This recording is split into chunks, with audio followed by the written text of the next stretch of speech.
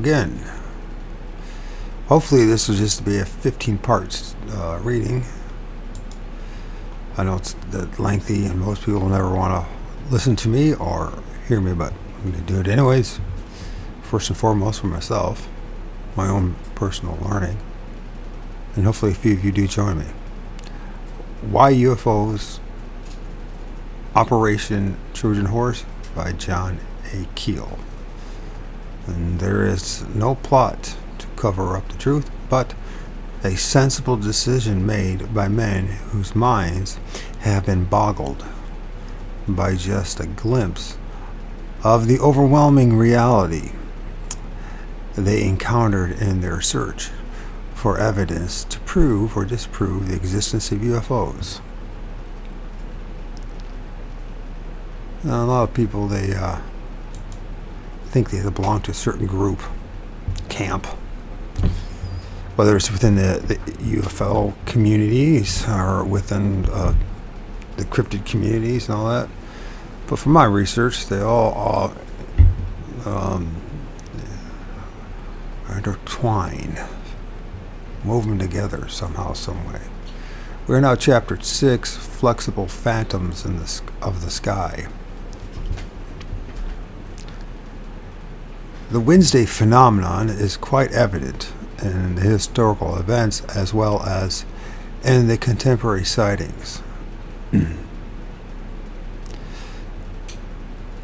A disproportionate number of UFO events seem to be concentrated on Wednesdays and Saturdays, particularly the landing and contact cases. The frequency of the Wednesday and Saturday events immediately removes the phenomenon from a framework of chance to coincidence, or coincidence, After I discovered this basic pattern in 1966 through 67, other researchers checked it with their own data and verified it. Historian Lucius Faris uncovered a number of early statements and cases which further indicated that this Wednesday phenomenon had been observed and reported upon long ago. In Myths and Legends of Ancient Israel by Angelo S. Rappaport, the following statement appears. Concerning demons, they lodge in trees and cactus bushes,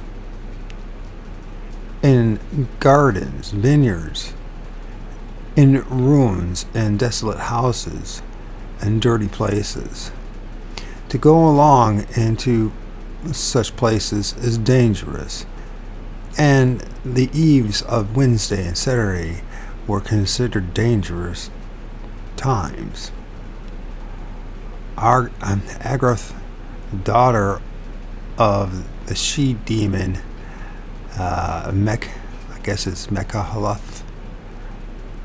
Mechaleth, commands hosts of evil spirits and demons and rides in a big chariot. Her power is paramount on Wednesdays and Saturdays, for on these days Agrath, the daughter of Mechaleth, roves about in the air accompanied by 18 myriads of evil spirits. Interesting. A couple things. Trees, should I keep on bringing up? Filming stuff in the trees. Spirits. And Wednesdays, Saturdays. And what goes on, especially 50 years ago, and still goes on today in large parts of the United States of America and other places similar to it. Well, they have their Wednesday Bible studies and stuff like that. And then, of course, then it's supposed to be the Sabbath on Saturdays. All right? Where people go to the synagogue and other things like that. Plus, people are out and about in the town.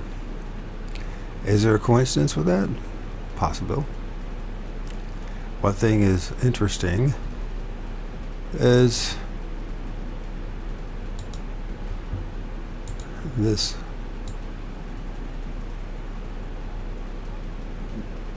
And I am going to copy that, because that's like once in a while I find something or someone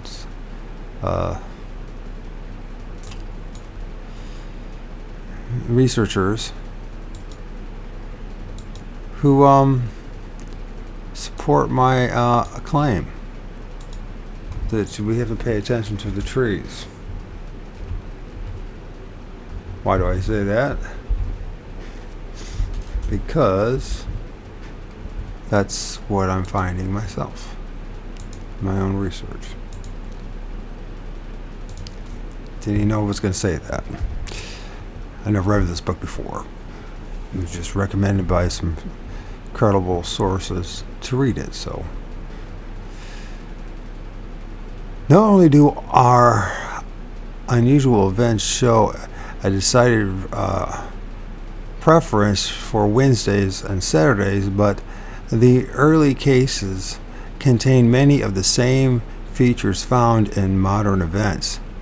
Blinding searchlights were frequently described in the reports in the 19th century, and such searchlights remain one of the consistent features of the modern sightings. The arc light had been invented in the 19th century, but searchlights utilizing it required considerable power, either in the form of many heavy batteries or a powerful generator driven by steam or gasoline engine. This kind of equipment would add too much weight to any known aircraft of the period and would have been completely impractical. The only available lights in the 1890s and early 1900s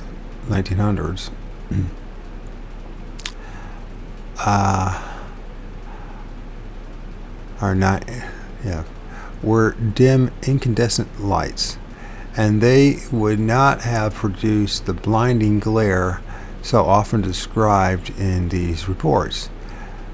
The few automobiles of that time used kerosene or gasoline lanterns as headlights. It was not until the middle 1960s that airliners and military planes began regularly to employ powerful strobe lights and new, more brilliant landing lights. The landing lights are, of course, used only during takeoffs and descents.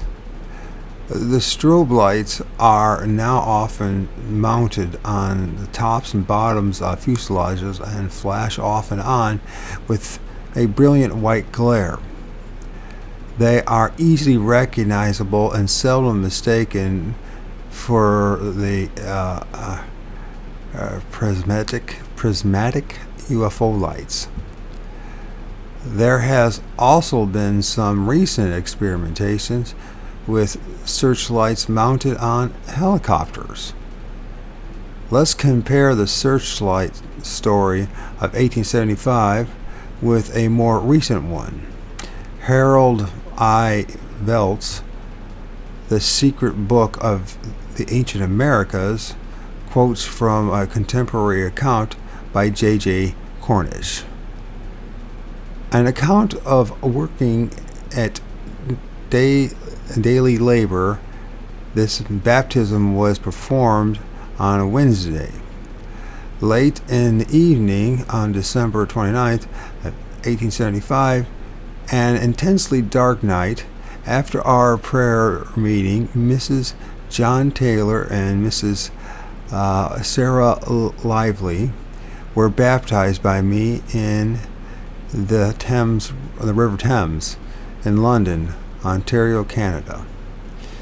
When Suddenly there came a very beautiful light from heaven, which rested on all, both members and non-members, brighter than the sun at noon.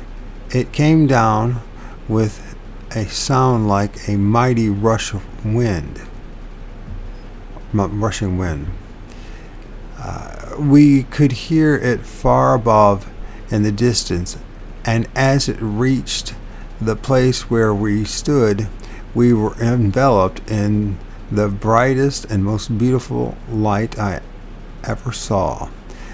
The glory of the Lord.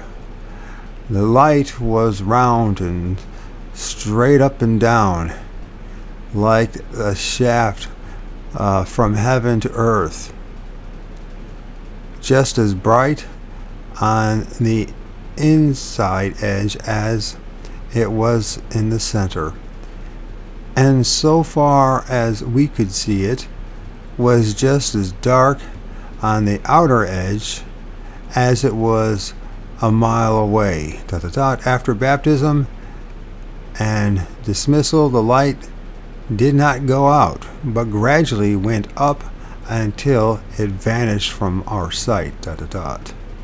Here we seem to have had a directed or controlled beam of electromagnetic energy, which is what light is,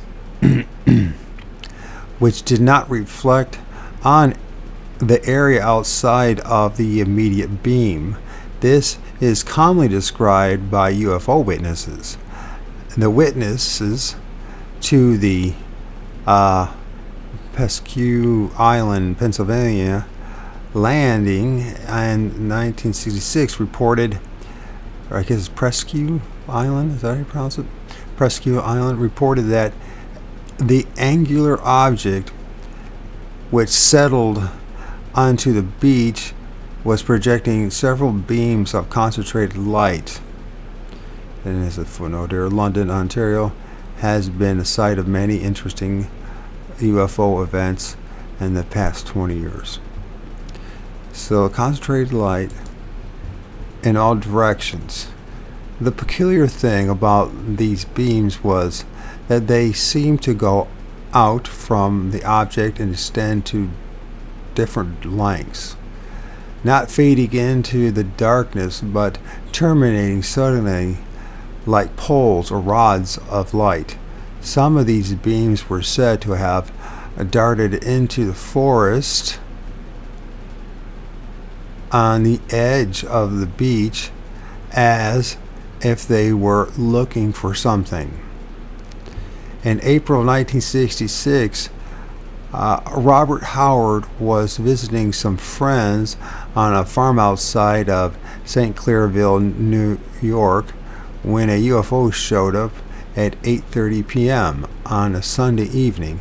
Howard and several others stepped outside to watch what they described as a saucer-shaped object about 12 feet in diameter, with flashing red lights set in its edge. It settled in a nearby swamp. Howard headed across the fields towards the object while more people gathered. The thing appeared to be beaming a very narrow stream of brilliant white light into a nearby woods. Nearby woods. As Howard neared it, he said it bobbed to the right and took off over the treetops. For days after the incident, his right eye was puffy, bloodshot, and watery. Cherry Creek, New York, only a few miles from St. Clairville, was the site of an alleged landing on Thursday, August 19th, 1965. I guess it's Presque Island in Erie, Pennsylvania, is just south of this area. The UFO wave in Australia and New Zealand has been most intense.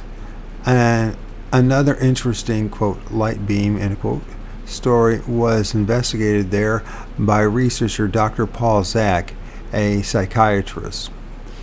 In 1967, the witness, a prominent businessman named A.R. Spargo, quote, and an employer of a large labor force, end quote, was driving alone near Boyup Brook in Western Australia when the incident reportedly occurred. It was about 9 p.m.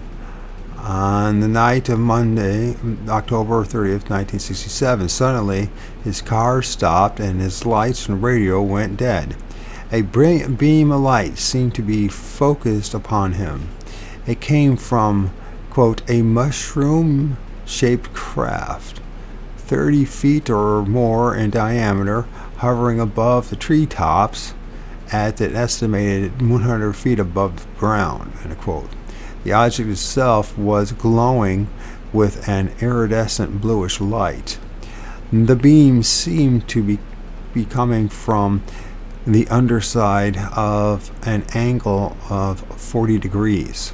Quote, it seemed to be surrounded by the beam, end quote. Spargo said, quote, it was 2 or 3 feet in diameter and brilliant on the outside.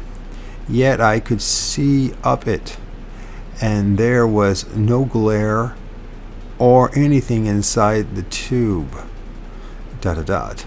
I had the most extraordinary feeling that I was being observed through the tube. I couldn't see anyone. ... I think that's a dot. Oh, dash. I could just make out the shape of the glowing craft. I felt compelled to look up the tube, but didn't feel any fear. I don't remember thinking of anything in particular.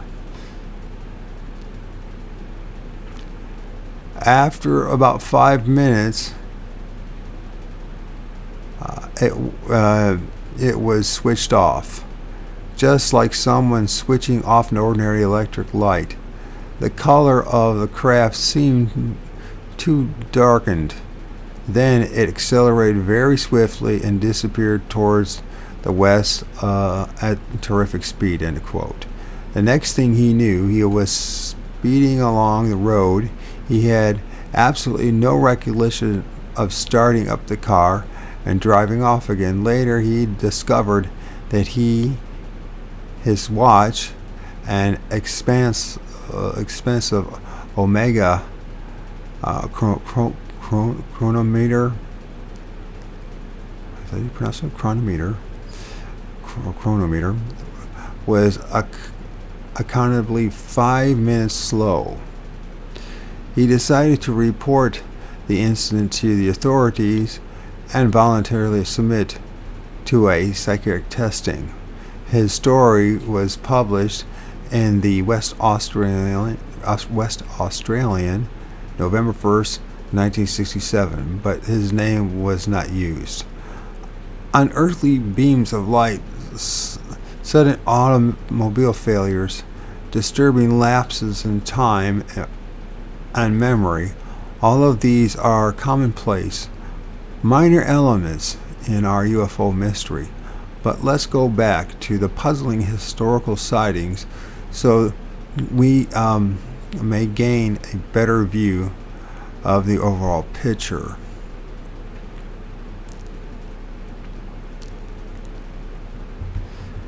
The flap of 1909.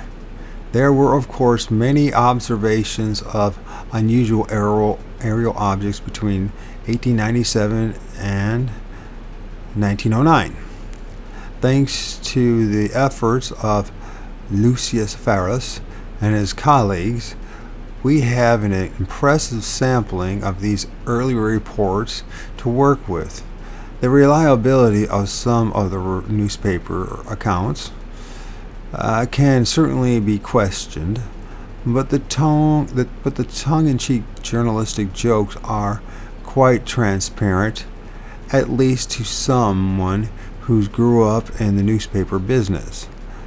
A minor airship flap broke out in California in 1905 on Wednesday, August the 2nd of 1905. J.A. Jackson, a well-known resident of Silshe,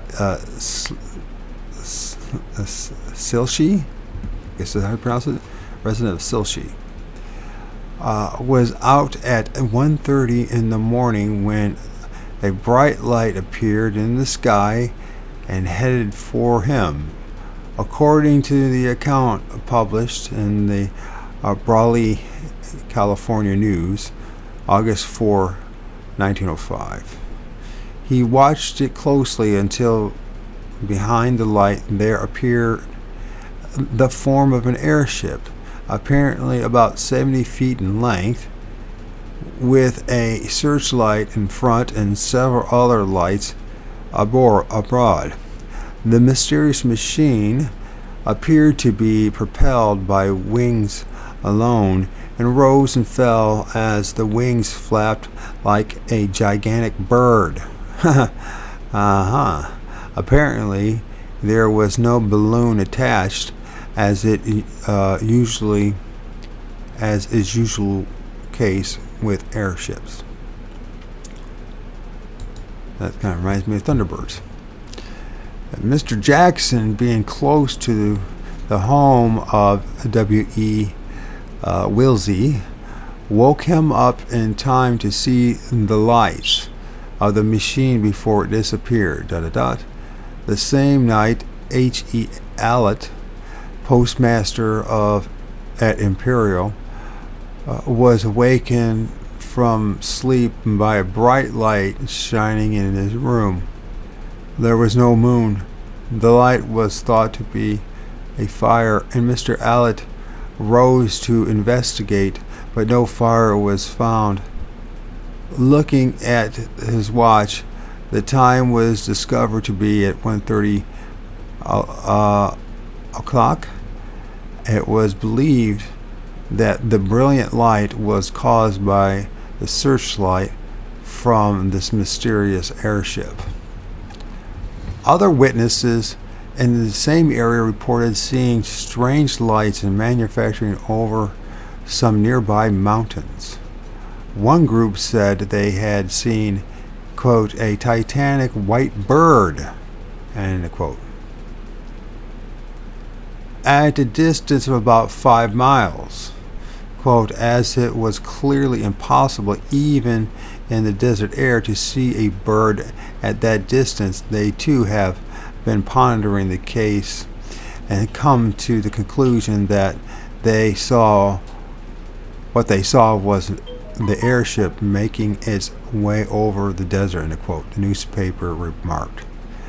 Winged objects, things with tail fins and propellers, had been reported during the 1896 through 97 wave too.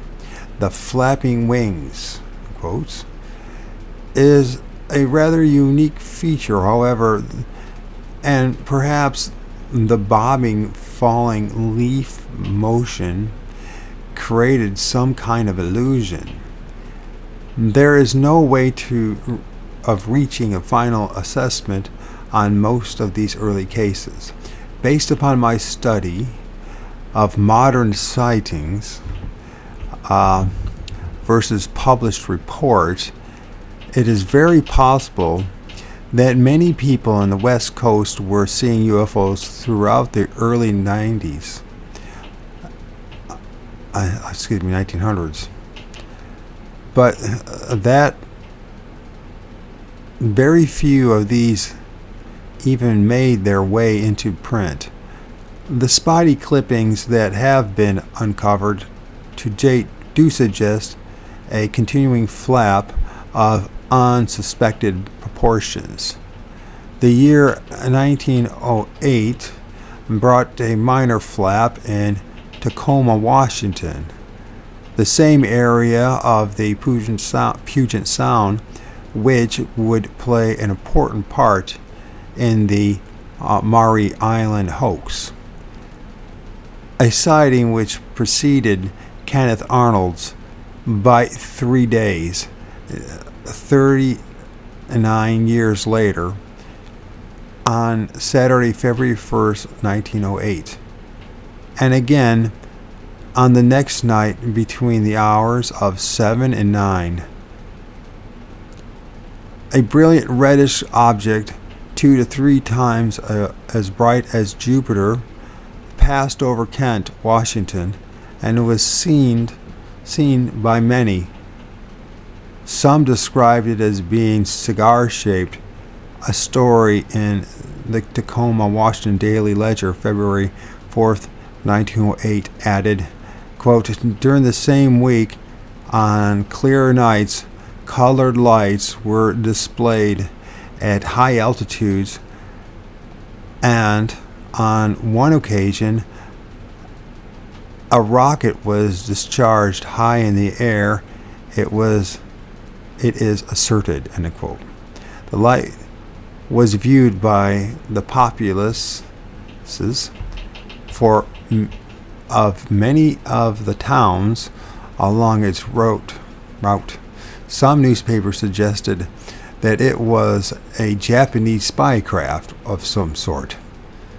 The Russo-Japanese War had taken place 3 years earlier, and the, quote, yellow pearl, end quote, was popular topic by racial bigots on the West Coast. On June 30, 1908, the now famous meteor, in quotes, exploded over Siberia. The next summer, in mid-July 1909, residents in the thinly populated Blue Mountains of New Zealand began to see a, quote, cigar-shaped or boat-shaped, in quote, object cruising their skies. One account of the Otago, New Zealand, a Daily Times described it this way, quote, it did not appear to be very long, but was very broad, ...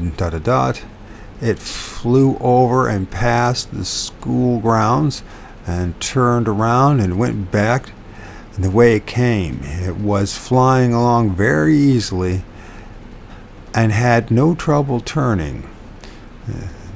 End of quotes. Unusual flying lights were reportedly observed in the same areas at night. On Friday, August the 6th, 1909, quote, 10 hitherto skeptical workmen saw a cigar-shaped balloon with a carriage suspended below. It had a powerful white headlight and changed altitude steadily several times. End of quote. The mystery airship of 1896 through 97 had returned, this time halfway around the world from Europe and the United States. We have found no mention of the New Zealand sightings in the American press of the period, and assumed that the news did not travel far. The airship itself did travel very far, however. Late in August 1909, the Russian correspondents of the London Daily Mail filed a dispatch about, quote, an unknown controllable airship, end quote, which had appeared over the city of Revel, making 2 wide circles before disappearing into the direction of Finland. The event was said to have caused a great excitement. A month later, a machine, quote, of great size, elliptical shaped, and equipped with wings of some kind, end quote, passed over the castle forest near Gothenburg, Sweden, at an altitude of 300 feet. The time of this sighting was 6 p.m. That morning, another object, or possibly the same one, flew over the Swedish city of Östhammar at an altitude of 300 feet, coming from the northeast and disappearing into a westerly direction. The date was Friday, September 24th, 1909. Gothenburg was revisited at 8:30 p.m. Thursday, December 2nd, 1909, when an illuminated balloon appeared high in the sky and moved swiftly towards the sea. The Stockholm newspaper, Dagens, I don't know if it's Nyheter, noted, quote, suddenly a rocket of some kind was thrown from the gondola into the garden named Redberg's Park. This took place a few minutes before the balloon went out of sight. The event of 1909, 1913, and 1934. Let me try this again. The events of 1909, 1913, and 1934 are crucial to our overall understanding of the phenomenon. They provide vital links in the long and tangled chain which we are trying to unravel. These early reports are especially meaningful because they were written as human interest items and routine news stories long before the appearance of the UFO controversy, or before any government had issued a denial. The people of Sweden were completely unaware of the sightings in New Zealand, and Americans had not heard of either group of events. Skeptical explanations of mass hysteria simply cannot be applied to these early reports. Some mechanical-like object or a group of objects was circulating the globe at the time when the number of known existing dirigibles could be counted on one hand, and only a few crude airships, homemade and of very limited range and capabilities, could be found. In fact, the development of the airplane was very slow until World War I came along and it became necessary to make improvements in the design quickly. I'm going to sneeze. The first European airplane flight, Santos Dumont, took place in 1906 in Paris. Except for one or two experimental models, all the planes of 1909 were fashioned like the Wright brothers model, with the pilot sitting on the front edge of the lower wing, his feet dangling in space, and a modified automobile engine coughing and sputtering behind him. It was almost a tradition for these machines to crash after flying a few miles at low altitude. Lieutenant Thomas E. Selfridge earned the unhappy distinction of being the first man to die in an airplane crash in 1908 when he was a passenger on a plane piloted by Orville Wright, which went out of control and plummeted to the ground from an altitude of 75 feet. Wright was badly injured too. In 1910, there were 36 licensed pilots, and they outnumbered the available planes. So all of the known pilots, planes, and dirigibles of 1909 were accounted for, and they were not buzzing New Zealand and Sweden. Someone else was. This someone else next visited the New England States in December of 1909. And I'm going to take a little pause here. Okay, a new secret inventor. The story of the Massachusetts flap of 1909 is another jigsaw puzzle, which we have pieced together from dozens of newspaper clippings. The sightings of that December were widely published all over the United States. Thousands of witnesses were involved, and the objects described possessed all of the UFO characteristics of the 1896 to 97 flap. But there is a rather odd fly in this ointment. A self-proclaimed inventor from Worcester, Massachusetts. He became the focus of many of the newspaper stories, and he seems to have been surrounded by considerable mystery.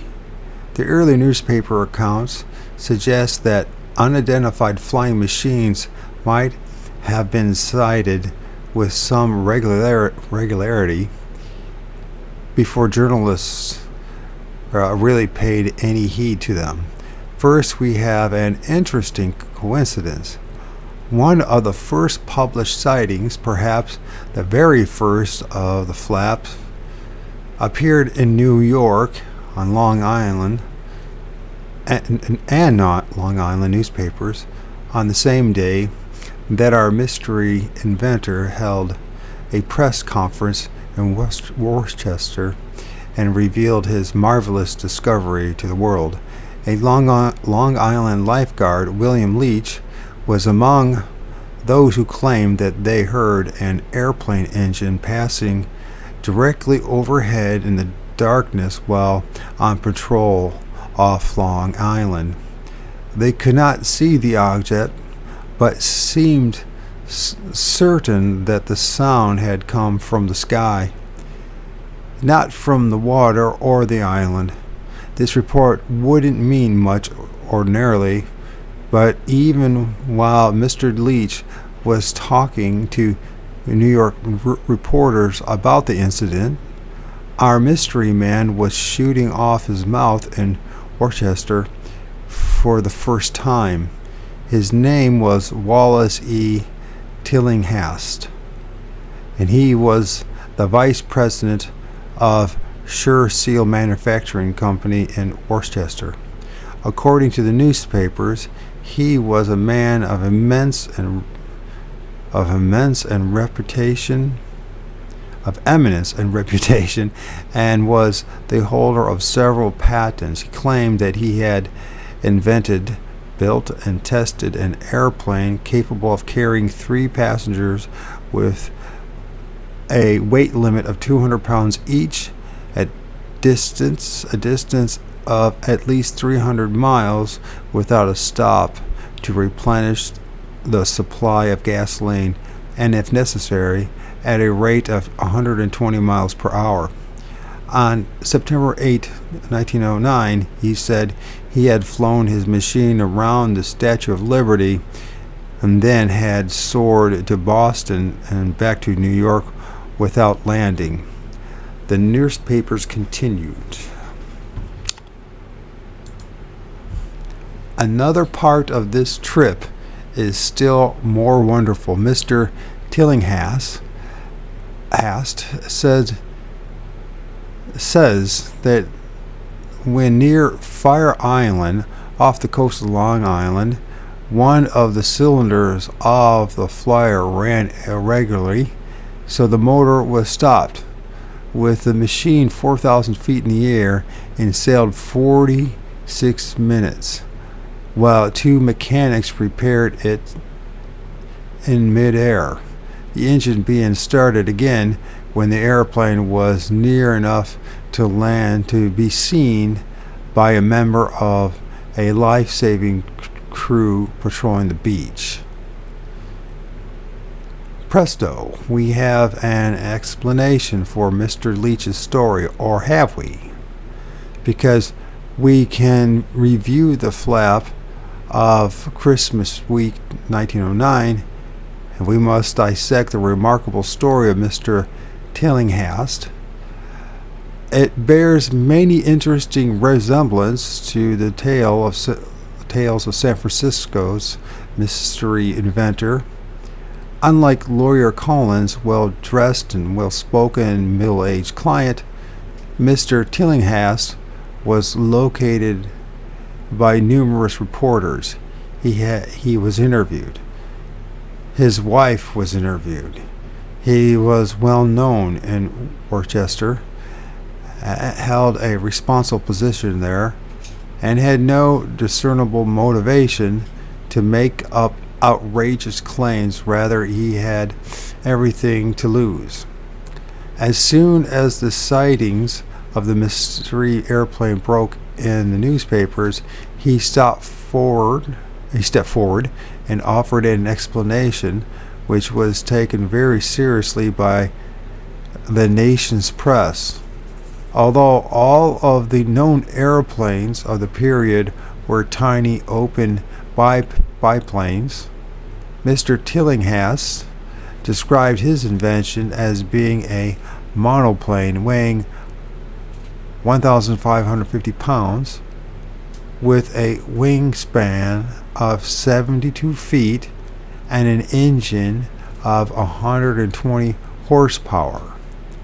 It could take off in a small area of about 75 feet, he said, and could travel at an unheard of speed of 120 miles per hour, 2 miles per minute. Sage scientists were mumbling behind their PhDs that no man could ever travel faster than 60 miles per hour without suffering tremendous pressures and getting his brain scrambled. Racing car driver Barney Oldfield was taking the chance, however. The fighter planes of World War I eventually managed to hit speeds of 125 to 150 miles per hour. As for the 72-foot wingspan, American bombers of the 1950s, such as the Douglas B-66, had span ranges of from 75 feet to 185 feet. The B-52. Most modern fighters have a span of 30 to 50 feet. The Douglas DC-9 transport plane, 2 engines, has a wingspan of 87 feet and 6 inches. In short, Mr. Tillinghast's machine was larger than anything that could have been successfully flown in 1909. It would have probably required much more than 120 horsepower to lift it, and a craft of this size could hardly have taken off in the space of 25 yards. Nor is it likely that any plane, then or now, could have glided for 46 minutes at the low altitude of 4,000 feet while mechanics tinkered with the recalcitrant engine. These facts brand Mr. Tillinghast a liar from the outset. But why? More important, why did he choose to issue this lie at the very moment when a massive UFO flap was about to inundate the New England states? He declared that he had made over 100 successful trips, of which 18 had been in his perfected machine. His latest airplane is so perfect and adjusted so correctly that upon being taken from the shop, it immediately made uninterrupted trips covering 56 miles. Portland, Oregon Journal, December 23, 1909. The same day that William Leach told his story to the New York press, Mr. Tillinghast made his revelations to reporters in Massachusetts. A man near Little Rock, Arkansas, many hundreds of miles to the southwest of New England, reported seeing an unusual light in the sky. According to the Arkansas Gazette, December 15, 1909, A.W. Norris of Mablevale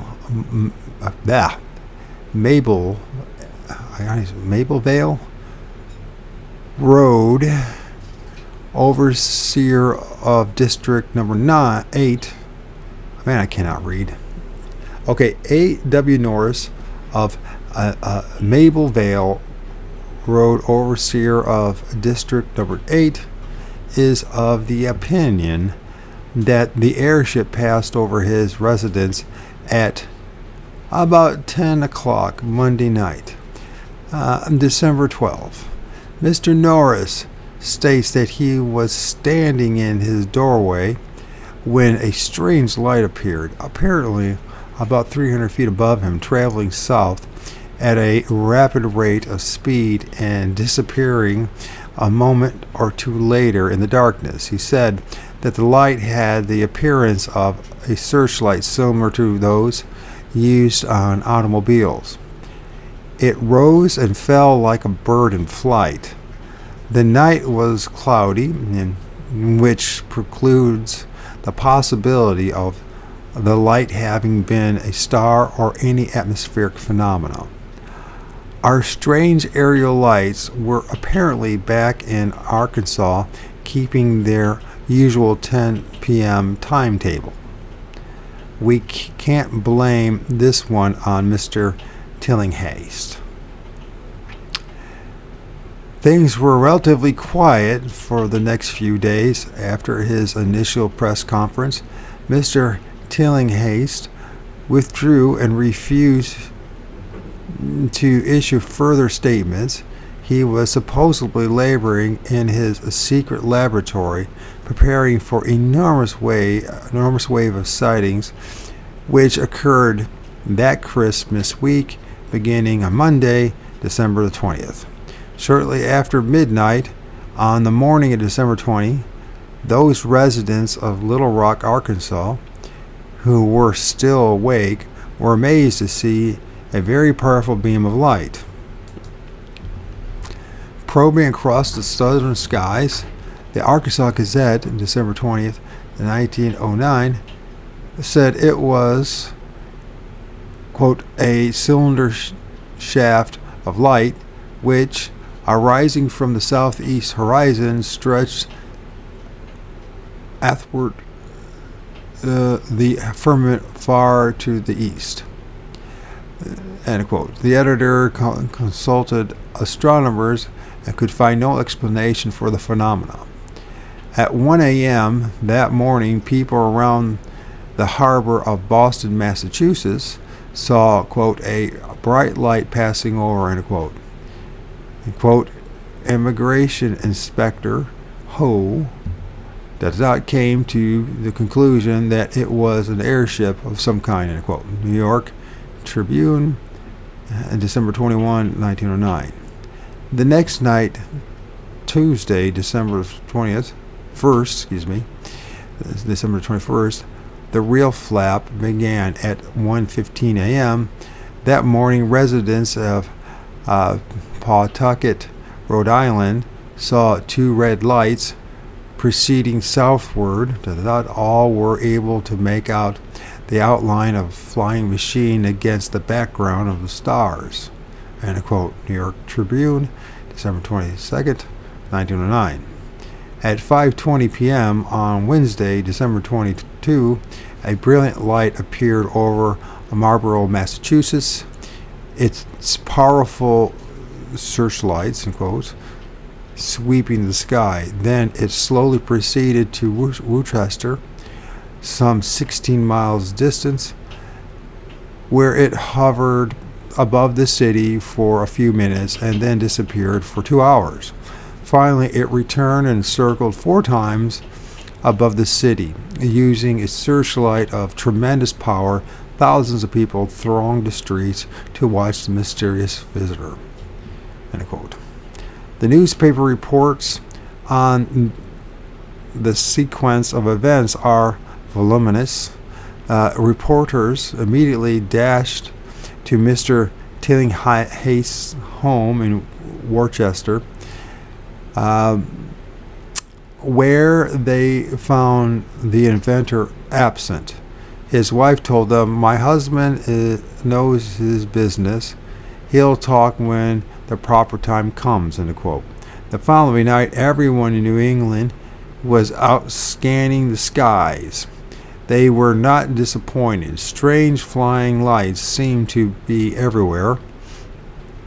They were seen over Boston Common and throngs at Marlborough, South Farmingham, Natick, Ashland, Grafton, North Grafton, Upton, Hopedale, Northborough witnessed them. Since the lights moved against the wind, balloons were ruled out as an explanation. Something carrying the searchlights, which played from side to side, passed over Williamatic,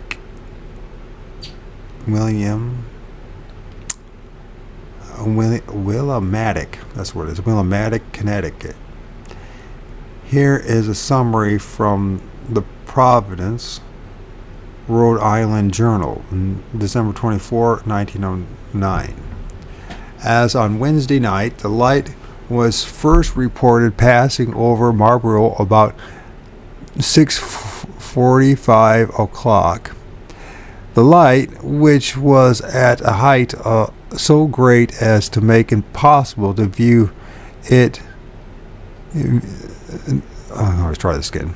The light, which was at a height so great as to make impossible a view of its support, disappeared to the southwest in the direction of Westborough and Worcester.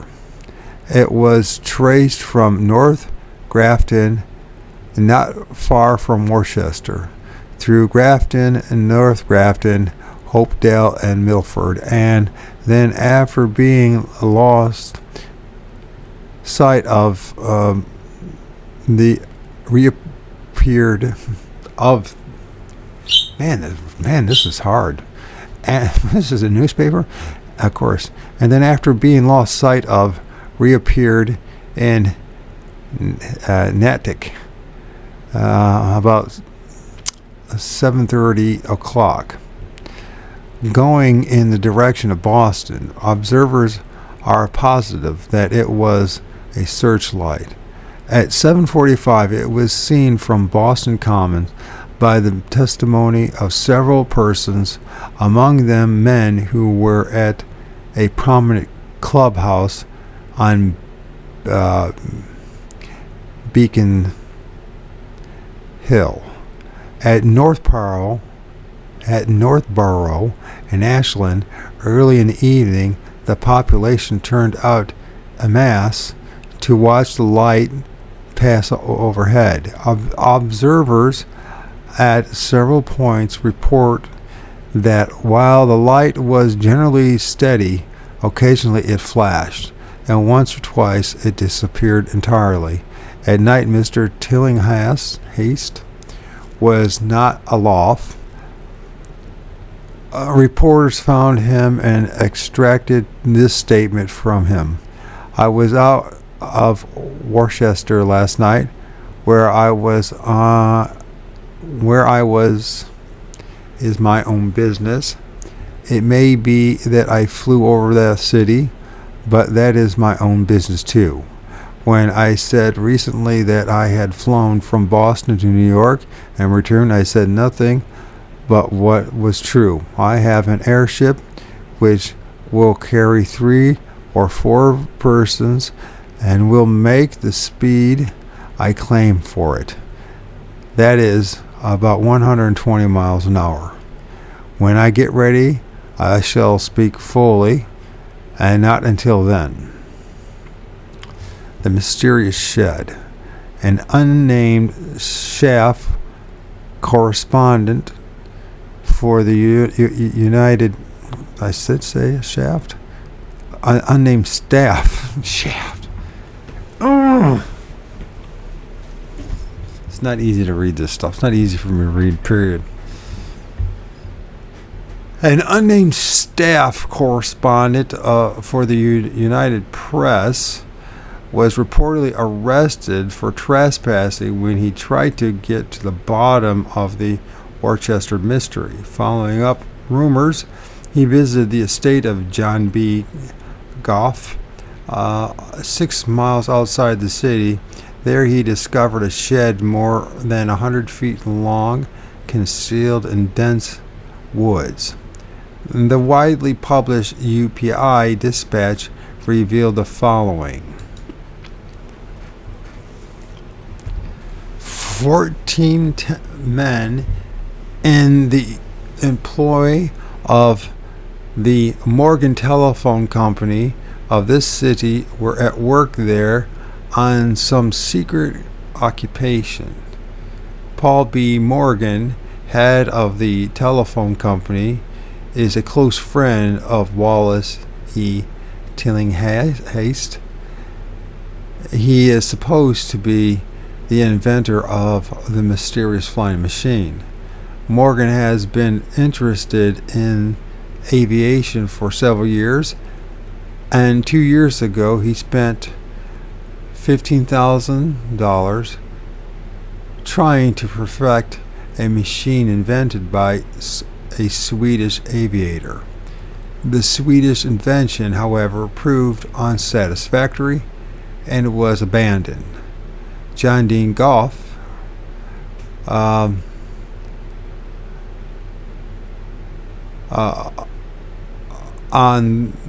whose estate the shed was found, is an old-time temperance lecturer and is friendly with Tillinghast and Morgan. His place is near West Boylston. The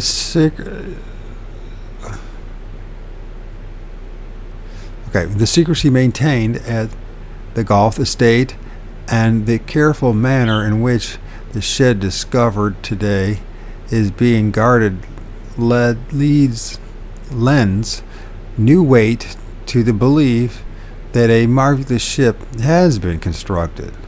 The correspondent was taken before the justice summarily today, and the swift manner in which he was prosecuted for trespassing is believed to have been employed as a warning to others who might attempt to invade this secrecy of the airship plant. There were many more sightings of brilliant lights apparently under the intelligent control over Rhode Island and Connecticut, Massachusetts on December 24th, and the searchlights was frequently described by many witnesses. Reporters from New York and Boston converged on Worcester and tried to interview Mr. Tillinghast, but he fell silent again. All they could learn was that Mr. Tillinghast is a businessman of good standing in Worcester. He is an experienced mechanic and has invented several devices which are the foundation of the company which he is vice president. He has made a specialty of airships for 11 years, he says. The Providence, Rhode Island Journal remarked, Tillinghast is absolutely incommunicado.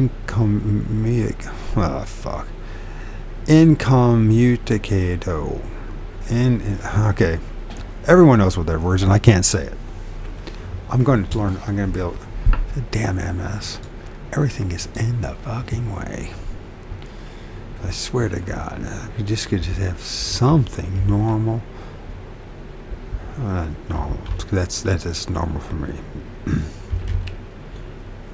I know I can say the damn word, but I can't say the damn word. All right, let's try it again. Incommunicado. Incommunicado. Incommunicado. Incommunicado. Why can't I fucking say that word? Incommunicado. Because there's more than 2 syllables. That's why. Incommunicado. All right, where's that? So, Tillinghast is absolutely incommunicado.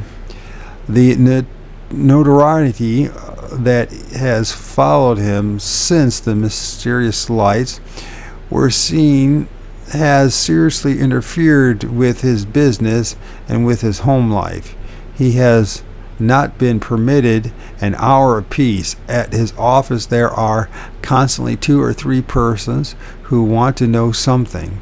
At the door of his place of business and at his home he is closely watched by mysterious men. When he is home, his telephone rings constantly. As his wife has only recently recovered from an illness, the constant clangor is not conducive to his good nature. Quote, closely watched by mysterious men, end quote. A member of the Aero Club in New England, J. Walter Flagg, managed to obtain an audience with the elusive inventor, and he later told reporters that Mr. Tillinghast had not only repeated his claims of the September flight to Boston and back to New York, but that, quote, he had done far more wonderful things, end quote. These, quote, far more wonderful things, end quote, were not defined. The good citizens of Worcester were understandably upset by all the furor, and the committee from the local board of trade was organized to confront Tillinghast and demand proof of his claims. He responded through a spokesman, one William Hunt. On December 30th, Hunt told reporters in Boston that the marvelous Tillinghast machine would be publicly displayed at the Boston Aero Show planned for this week, February 16th through 23rd in 1910. Sightings in New England states ceased. The 10-day wonder became a memory so far as we have been able to learn. No Tillinghast machine was displayed at the Aero Show. He slipped back into oblivion, and the contents of the 100-foot shed of the Gulf estate were never revealed. On the basis of what we know, we can draw some parallels between the 1896 flap in San Francisco and the 1909 events in New England. Just before the San Francisco wave, an impressive mystery man visited Lawyer Collins, a prominent attorney, and made a seemingly irrational claim. He had invented a wonderful new airship and wanted Collins to handle the patent problems. When the UFO flap broke in the area a few days later, Collins, in good faith, told the press that there was no mystery. His client had perfected an airship and was probably testing it in the San Francisco area. The wave came and went, and the inventor disappeared. No patents were ever filed. The great new invention was lost to humanity, and the tinkerers like the Wright brothers and Count Zeppelin were obliged to perfect crude machines which were in no way as remarkable as the objects seen in California. In the summer of 1909, a new airship flap began in New Zealand and North Europe, and an even bigger wave was planned for New England that December. The planners had enjoyed considerable success with their California mystery inventor ploy, and therefore decided to use the same gimmick again on a somewhat more sophisticated level. Here is my theory. Sometime in the fall of 1909, Mr. Wallace E. Tillinghast, one of the most prominent and reputable members of his community with a track record as an inventor, was approached by a man or a group of men who offered to take him for a ride in a marvelous new secret aircraft. Mr. Tillinghast was a man of science and was far too curious to reject such an opportunity. He went to an isolated field and climbed aboard the machine he found there. His host kept their promise and flew him around the countryside, perhaps even to Boston and back. And when they landed again, the pilots of the machine offered a proposition to Mr. Tillinghast. They struck a bargain which they had no intention of keeping, and perhaps they offered him a large interest in the profits from their flying machine, provided he did exactly as they ordered during the next few months. They explained that they needed a responsible, respectable man to front for them while they ironed the bugs out of their invention. They appealed to his ego, saying that they were interested only in giving their airship to the world, and they didn't care if he took full credit for it. After the machine was fully tested, they promised they would turn it over to him, and he could make all the arrangements for manufacturing more of them. He could also claim full credit for the inventing it. They, the real inventors, would happily remain behind the scenes. Mr. Tillinghast accepted the proposition. Visions of glory danced in his brain. The machine had been proven to him. He was convinced of the reality of the trip he had taken. When reports of mystery planes started to filter into the press in early December, his mysterious friends called upon him and told him that it was time to disclose the existence of the invention. Tillinghast dutifully appeared before the reporters and revealed that he had already made a number of flights and that the invention would be fully unveiled at an appropriate time in the near future. We can only guess at the contents of the shed on the Goth estate. Perhaps it was completely unrelated to the whole business, or perhaps it housed special communications equipment supplied by the Morgan Telephone Company for the real airship inventors, unquote. Mr. Morgan also had a known interest in aviation. He might have also been approached by them as involved in the same deal as Tillinghast. Whatever the case, thousands of people throughout New England observed UFO-type phenomena that Christmas week, and most believed that they were watching the wonderful invention of a local man.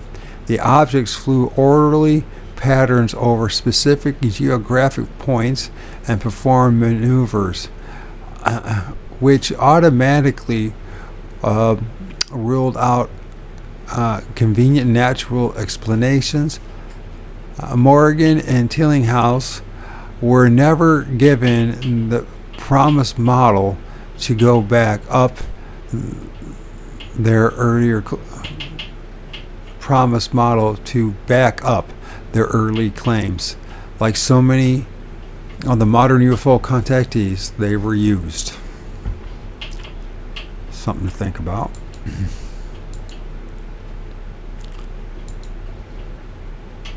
The 1910 sightings.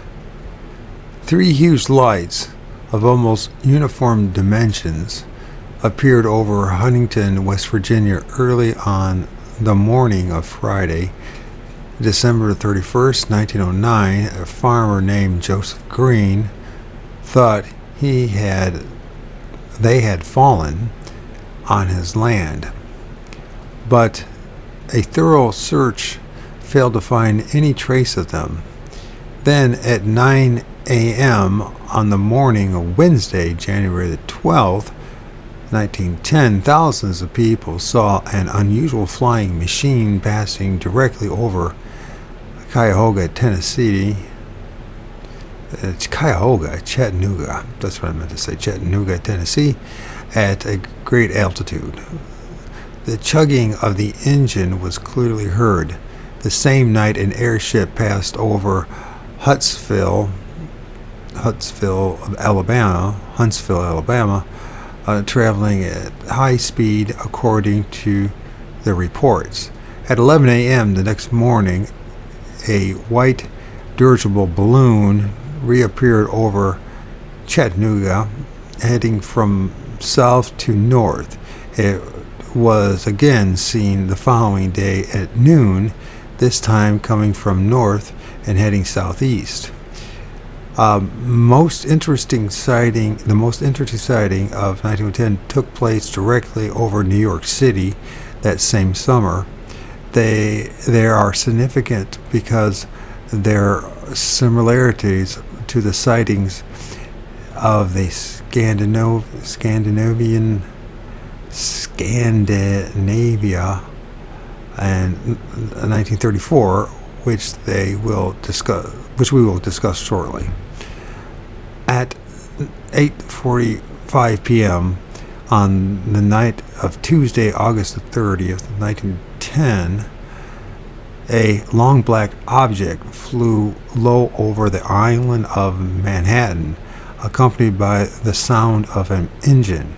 Hundreds of people stared upward in amazement as the object approached Madison Square and the Metropolitan Life Insurance Company Tower. The New York Tribune, August 31, 1910, reports the vague bulk, as it came into nearer view, took on the semblance of a biplane. It swung past the tower, then turned, and it described one graceful turn after another around the illuminated structure, its outline standing out clear in the lights from many windows. Okay. It flew off towards the Flatiron building and then returned again to Madison Square, where it circled again, swooping down so low that it seemed to brush the tops of the trees. The trees thing again. The next night, Wednesday, it came back again at 9 p.m. and performed the same maneuvers, circling Madison Square in view of hundreds of people lounging in the park on a warm summer night. Persons who saw the flying mystery differ as to the number of lights it carried. Some say it carried 2 red lights. Others lean to the 3 green theory. The few known pilots in New York area had not been aloft that night. It was unlikely that any pilot of the period would have even considered attempting a night flight to perform hazardous low-level maneuvers directly over the city. In fact, pilots avoid Manhattan even in the daytime. The identity of the mystery flyer of 1910 was never determined. The description of a long black biplane does not fit any of the flimsy craft that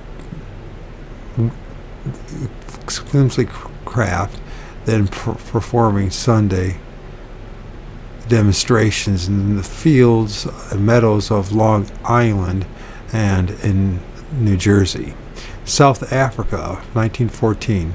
There was a good deal more of into the flaps of 1909 through 1910, but we can't hope to cover everything here.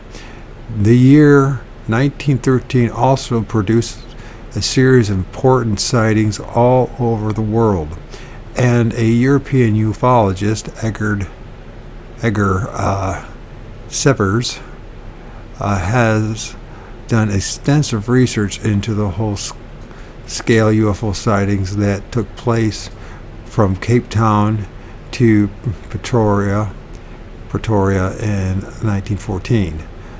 The powerful headlights of the cigar-shaped object is supposed to have sprayed over the plains of South Africa nearly every night that summer. One farmer reported coming upon a landed craft on the field near Greytown, Natal.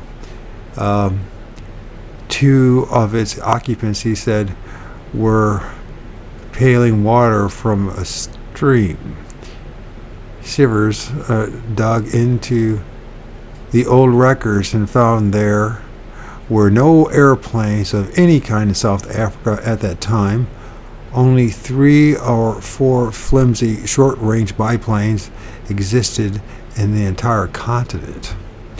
From New Zealand to Boston, from Arkansas to Sweden, from Russia to South Africa, our mysterious aviator plied the globe.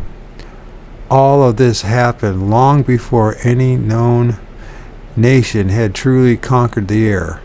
50 years or more before the advent of the high-flying U-2 spy planes and the man-made satellites.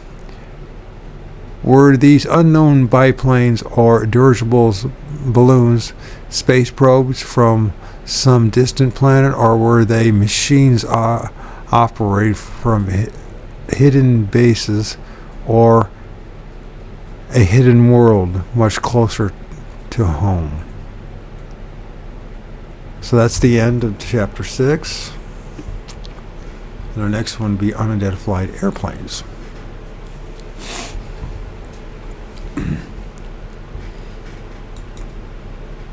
Sorry for all my struggling when it comes to reading.